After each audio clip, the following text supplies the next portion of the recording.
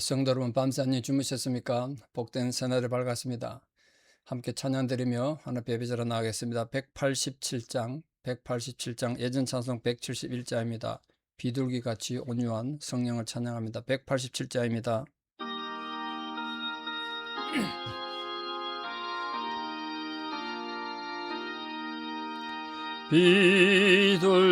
비둘기같이 온유한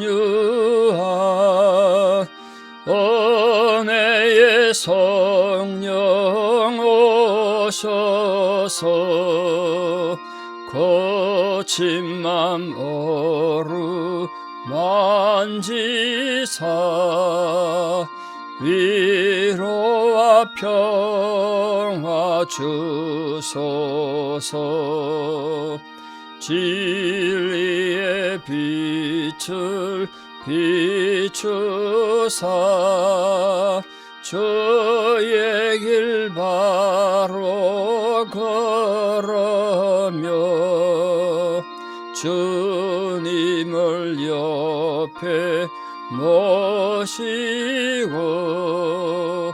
경건히 살게 하소서. 주님과 동행하면서 거룩한 길로 행하며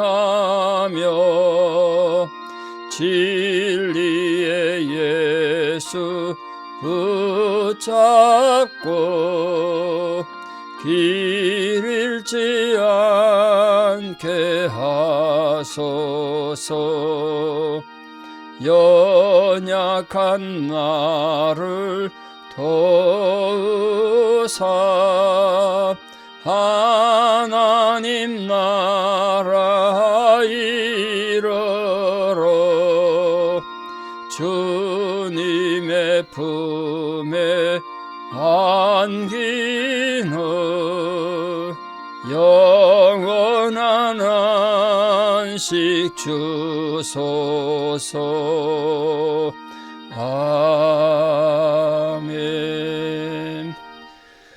사도신경으로 우리의 신앙을 고백드립니다. 나는 전능하신 아버지 하나님 천지의 창조주를 믿습니다.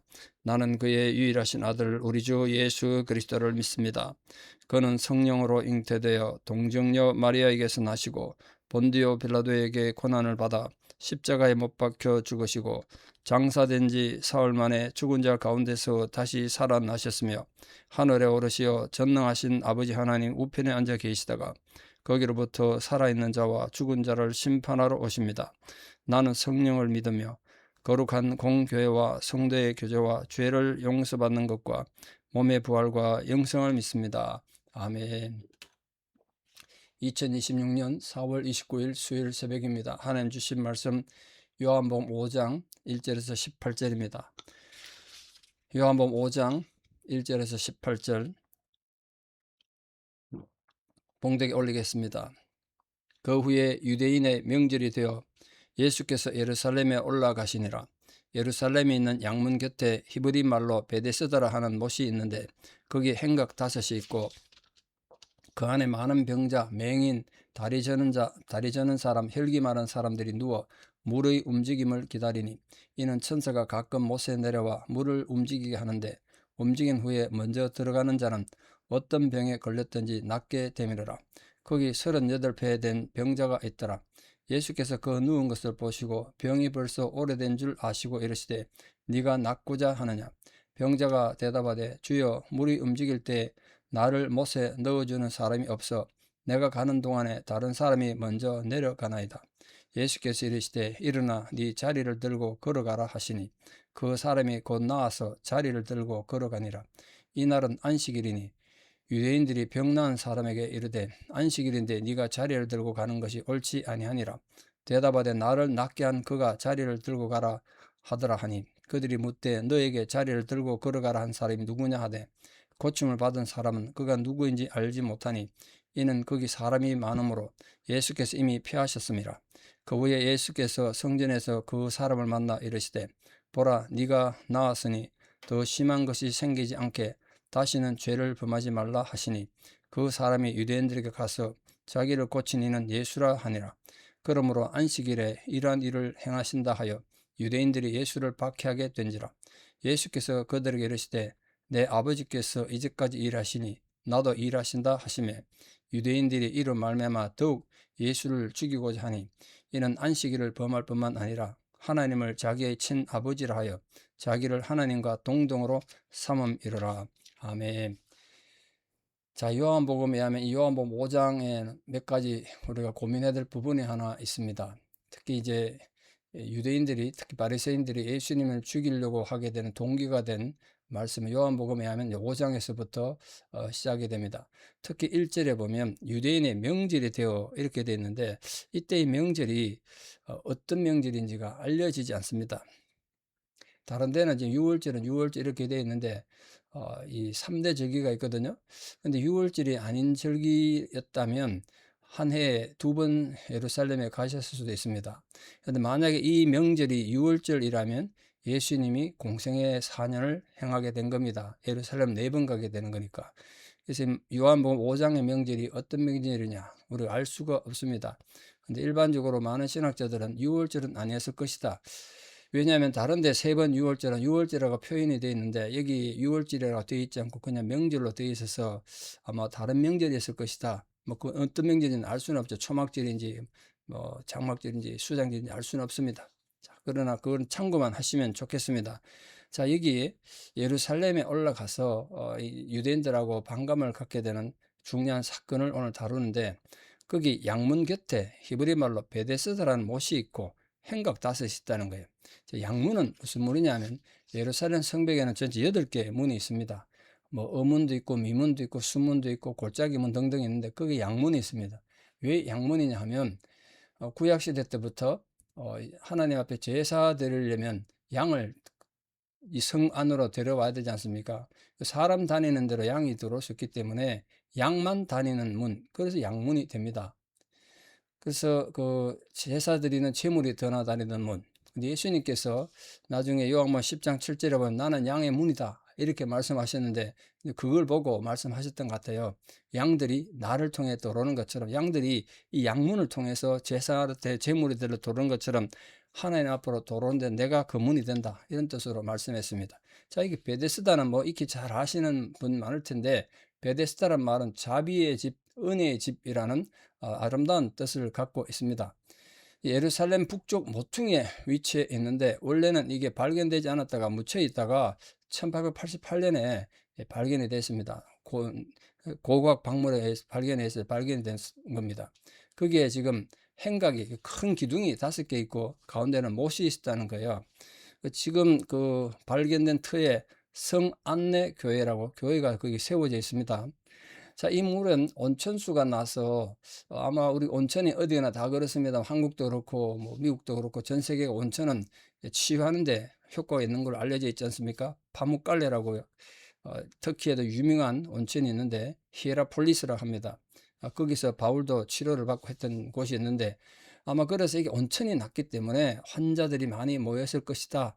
뭐 그렇게 추정할 수 있죠. 온천물에 사람들이 몸을 담그고 치유하고 뭐 그랬었겠죠. 자, 근데 이게 4절에 보시면 그 물이 움직임이 기다린다. 물이 한 번씩 천사가 내려와서 오면 물이 움직였다. 이게 그러면 맨 먼저 들어가는 사람이 병이 나았다. 이런 말이 앞에 보면 갈로로 이렇게 묶여져 있습니다. 이거는 아주 오래된 사본에는 없고 4세기 이후의 사본에만 요 갈로된 부분이 들어가 있습니다. 원래 성경에 이게 있었느냐?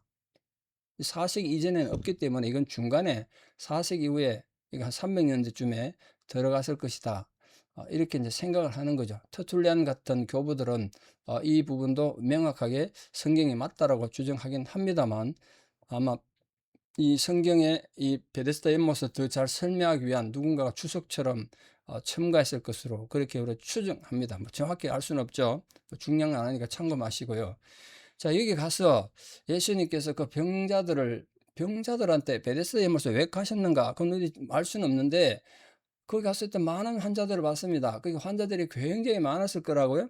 근데 그 중에 한 명에 예수님 눈이 꽂혔습니다. 그게 뭐냐? 38회, 38년간 누워 있었다는 거예요. 근데 예수님께서 그가 누워있는 모습, 자세를 보고 태도를 보고 이미 병이 오래된 걸 알았습니다. 그래서 예수님 물으셨어요. 네가 낫고자 하느냐? 자, 지금 38년을 누워서 병자로 있는 사람한테 네가 낫고자 하느냐? 그럼 어떻게 보면 이게 무슨 약 올리는 것도 아니고 말입니다. 당연히 낫고 싶겠죠. 근데 왜 예수님께서 네가 낫고자 하느냐? 이런 질문을 했을까요? 예수님은 그 사람 눈빛에서, 삶의 자세에서 아무런 소망도 없는, 자기에게는 어떤 희망도 없다는 절망 속에 누워있는 걸 보셨던 것 같아요. 네 낫고 싶은 소망이 있느냐? 네 삶의 변화를 원하느냐? 그걸 던진 거죠. 오늘 예수님께서 우리에게 오셔가지고 우리가 깊은 절망에 빠져있고 정말 고통 속에 한순간 한을 품고 살고 있을 때, 신앙생활 하는데도 뭐 삶의 소망 없이 사는 분 많지 않습니까? 그때 와서 너 정말 네 삶을 변화시키고 싶으냐? 네 그런 절망에서 일어나서 낫고 싶으냐? 이렇게 물으시는 거예요. 동기를 던지시는 거예요. 그때 사람들이 자기 삶에 대한 상황을 돌아보는 거죠. 내가 지금 낫고 싶은 건가? 오늘 이 환자의 답을 보십시오. 자기 자신에 대해서 낫겠다 이 의미보다는 환경만 탓하고 있지 않습니까? 다른 사람만 탓하고 있다고요. 이게 이제 우리 문제예요. 내가 낫고 싶습니다. 이래 대답해야 되는 거 아닌가요? 네가 낫고자 하나? 아니, 정말 낫고 싶습니다. 38년 병으로 있으니까 너무 힘듭니다. 이런 얘기를 해야 되는데 다른 사람들 탓이고 환경의 탓이란 거예요. 물이 동할 때 누군가 나를 집어넣어 줘야 되는데 아무도 내한테 손을 안 내밀고, 그래서 내가 병이 낫지 못해서 이렇게 불행합니다. 이렇게 말했다는 거예요. 예수님께서 병자가 대답할 때 그렇게 말하니까 뭐라 그러냐면 거기에 대해서 이런 방법 말씀 안 하셨어요. 다른 사람 탓하지 마라, 환경을 탓하지 마라, 네 혼자 절망하지 마라, 이런 말씀 안 하시고 그에게 가장 필요한 걸 주셨습니다. 일어나 네 자리를 들고 걸어가라. 자, 보십시오. 38년 된 병자는 회개한 적도 없고요. 내 병을 좀 고쳐주십시오, 나를 긍휼히 여겨주십시오, 이런 말 한 적도 없습니다. 예수님께서 환자를 고칠 때 여러 가지 유형이 있는데 오늘 이 본문은 아주 독특한 유형이잖아요. 이 사람이 회개한 것도 아니고 네 죄가 사해졌느니라 뭐 이런 것도 안 했지 않습니까? 또 주님, 내 병을 좀 낫게 해주십시오, 내 38년이나 돼서 오래됐습니다, 이렇게 예수님의 요청도 안 했는데 예수님 일방적으로 일어나 네 자리를 들고 걸어가라 이렇게 말했습니다. 지금 동사가 몇 개 쓰였나 보죠. 몇 개 명령어죠? 4개입니다. 첫째, 일어나라. 네 자리를 들고 걸어가라. 동사는 3개가 쓰였죠. 일어나, 들고 걸어가라. 이렇게 말했다고요. 그러니까 병자가 그 상황 속에서 그 예수님의 명령에 따라 그대로 했더니 변화가 됐다는 거예요. 그러니까 38년이나 된 병자가 아무것도 못 하고 다른 사람만 바라보고 있었기 때문에 아무런 일도 일어나지 않았지만 예수님 던져진 그 말씀에 누구 도움 없이 자기가 그 말씀에 반응하고 행동했더니 변화가 된 거 아닙니까? 오늘 우리에게도 이게 필요해요. 누구 탓하지 말고 원망하지 말고 환경을 탓하지 마세요. 하느님께서 내게 주신 말씀 듣고 그대로 행하고 일어나는 겁니다. 내 절망의 자리, 내 실패의 자리 들고 걸어가는 거예요. 우리 모두도 이 병자와 같이 우리 힘으로 어떻게 할 수 있는 죄의 속박, 억울함, 한을 품고 있는 모든 상황, 그게 부모일 수도 있고, 여러분 배우자일 수도 있고, 뭐 같은 성도일 수도 있고, 자식일 수도 있고, 뭐 여러 형제 자매일 수도 있고, 누구든 좋습니다. 그 사람에 매여 있지 말고 들고 일어나 가는 거예요. 주님이 그걸 명령하셨어요. 그러니까 우리 하나님 사랑과 긍휼하심으로 이 모든 죄와 속박과 마음의 억압에서 자유를 얻어서 걸어가는 역사가 우리 모든 성도들 있기를 바랍니다. 우리 형제들이 나를 좀 도와주면 좋겠는데, 우리 부모님 내게 좀 유산을 많이 남겨주시면 좋았을 텐데, 뭐 교회가 내게 이런 걸 좀 해주면 좋았을 텐데, 환경을 탓하지 마십시오. 다른 사람 탓하지 마십시오. 여러분이 말씀 듣고 일어나 가면 되는 겁니다. 오늘 예수님은 그걸 말씀하신 거예요. 자, 그 다음에 이 사람이 자기가 이때까지 누워있던 자리 있지 않습니까? 들 것을 들고 갔습니다. 자리를 들고 걸어가니까 그날 햇빛 안식일이었다는 거예요. 안식일. 자, 이 유대인들은 안식일 날 자기 자리를, 환자가 있는 자리는 들고 가야 되지만 환자가 없는 자리에 들고 가면 또 이게 안 된다는 거예요. 거기서 지금 유대인들하고 또 문제가 생긴 거죠. 안식일 규정에 핍박한 거예요. 왜 니 들고 가냐? 그러니까 이 원래 구약의 율법을 철저히 준수하던 바리새인들, 유대인들이 율법에는 원래 일상생활 어떻게 하라 세부적인 내용은 나와 있지 않습니다. 그걸 다 랍비들이 만든 거 아닙니까? 세부적인 항목을 다 해가지고 사람들을 억압하고 했단 말이에요. 안식일 날 환자가 있는 자리에는 들어가도 되는데 환자 없는 건 들어가면 안 돼. 안식일이 어기는 거예요. 유대인들이 안식일임에도 불구하고 들어가는 거, 너 왜 이거 들고 가냐? 그러니까 쟤 모르겠습니다. 나를 낫게 하시면 걸어가라고 했습니다. 그 누군데? 그 몰랐던 거예요, 처음에는. 나중에 그분이 예수님인 줄 알고 가서 고발했다는 거 아닙니까? 이 사람이 은혜도 모르고 배은망도 하게 또 그 유대인들을 고발했다는 거죠. 자, 거기에 예수님이 다시 14절 보시죠. 굉장히 중요한데, 그 후에 예수께서 성전에서 그를 만나심에 보라, 네가 나았으니 더 심한 것이 생기지 않게 다시는 죄를 범하지 마라. 이 말을 좀 뒤집어 생각하면 이 38년 된 병자의 병의 원인이 죄일 수 있다는 거죠. 여러분, 물론 모든 병이 죄가 원인이다, 이건 절대로 아닙니다. 그러나 사람이 범죄함으로 말미암아 병이 되는 경우는 성경에도 여러 군데 있죠. 많은 불행과 질병의 고통의 원인이 범죄로 인하는 것일 수 있습니다. 죄값이 있을 수 있죠. 그러나 무조건 모든 병이 사람의 죄 때문이다, 이런 건 절대로 아닙니다. 우리 이따가 나중에 배울 텐데 요한복음 9장 1절에서 3절에 나온 것처럼 태어날 때부터 소경이 된 자는 누구 죄 때문이냐, 누구 죄도 아니라 하나님 영광을 위해서다. 소경이 된 자나 부모 죄가 아니라고 예수님 말씀하신 것처럼 모든 병이 죄 때문이다, 이런 말은 절대로 안 됩니다. 그런데 이 38년 된 병자에게 네가 나았기 때문에 더 심한 것이 생기지 않도록 다시 죄 짓지 말라고 하신 것은 보면 이 사람에게 질병의 원인이 됐던 것들이 문제가 있다는 거죠. 죄의 영향이 있다는 거 아닙니까? 예수님은 이 사람 육신의 병 나은 것보다 더 중요한 건 심령이 건강한 거, 마음이 건강한 걸 중요하게 생각했습니다. 왜냐하면 육체의 병이 나았다고 해도 마음이, 심령이 만약에 부패해져가고 타락해져가면 그 건강에 무슨 의미가 있겠어요? 그러니까 네가 지금 이제 육체적인 건강을 얻었다고 해도 함부로 세상 사람 네 마음이 타락하고 부패하면 더 하나님 앞에 비극적 인생이 되니까 조심하라, 그런 뜻으로 지금 말씀하신 거예요. 그러니까 우리 정말 이 하나님의 은혜 가운데 정말 말씀을 잘 생각하고 묵상해서 우리 죄가 우리를 더 억압하지 않도록 참으로 하나님 앞에 바르게 살아가는 성도들 되기를 바랍니다. 자, 이 뒤에 보면 이 유대인들이, 특히 바리새인들이 예수님께서 안식일을 또 어겼다고, 안식일을 환자를 고쳤다고 나가서 박해하게 됐고 죽이려고자 또 모의했다, 이렇게 말합니다. 그 안식일의 개념이 사실은 창조 때 주어진 하나님 사랑인데, 안식일이라는 개념에 두 가지 큰 개념이 있습니다. 왜? 인간이 안식일 위해서 있는 것이 아니라 사람이 안식일 위해 있는 것이 아니지 않습니까? 안식일이 사람 위해서 있는 거지. 그러니까 안식일은 하나님의 창조를 나타내는 창조성과 인간의 존엄성을 나타내는 것, 그게 안식의 개념이에요. 근데 유대인들은 그걸 모르고 예수님을 또 핍박했다는 겁니다. 내 아버지께서 일하시니 나도 일한다. 지금 안식일이라고 하나님 쉬지 않으시니까 나도 일한다, 이렇게 말하니까 이제 또 자기가 안식일을 범하는 율법을 범했을 뿐만 아니라 하나님이 자기 아버지다, 이렇게 말하니까 이거 완전히 불경제죠. 그렇게 해서 예수를 죽이려고 했다는 거예요. 말씀을 제대로 이해 못하니까 자기들 독선으로 주님을 박해하고 하나님을 욕되게 하는 그런 짓을 하더란 겁니다. 자, 우리 모든 사랑 성도님들, 오늘 38년 된 병자의 그 의미를 잘 생각하셔서 정말 주님께서 일어나 들고 가라, 그 말씀이 여러분 삶에 잘 이루어져서 어떤 상황 속에도 넘어지고 무너진 그곳에서 일어나시고 오늘 안식일 논쟁에서 보여주는 것처럼 말씀에 대한 올바른 가치와 의미를 잘 깨달아서 그 사랑의 정신을 망각하지 않는, 참으로 행동하는, 실천하는 거룩한 성도로 믿음으로 승리하기를 축복합니다. 기도드리겠습니다. 아버지 하나님, 오늘 우리가 말씀을 통하여 베데스다 연못가의 38년 된 병자의 상황을 듣고 배웁니다.